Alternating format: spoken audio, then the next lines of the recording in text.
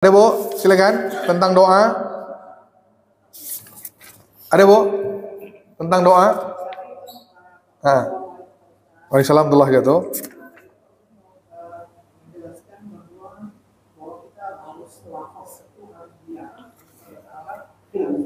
Dalam hati. Yes.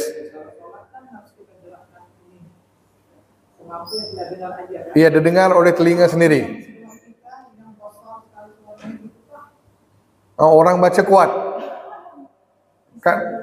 Kan kita dah bahas dulu dah, tak boleh anda bersolat sampai mengganggu jemaah lain. Jangan mengeraskan bacaan. Maksud sini, dalam mazhab Syafi'i, anda harus menggerakkan bibir dan bacaan itu cukup didengari oleh telinga kita, bukan telinga orang lain.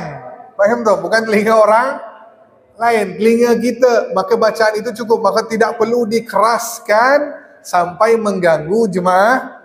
Takkan pula tu tak at-tahiyatul mubarakatuh, tak mengganggu.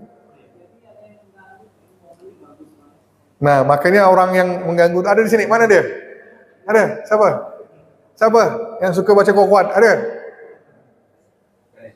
Bukan di sini. Nah, dah balik dah. Nah, jangan. Sebaiknya jangan. Kita dah belajar fikihnya.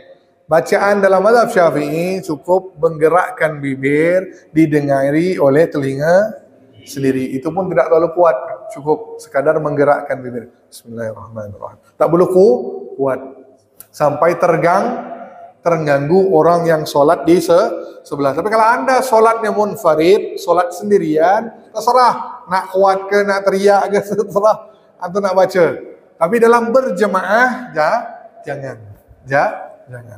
Okey? Sip.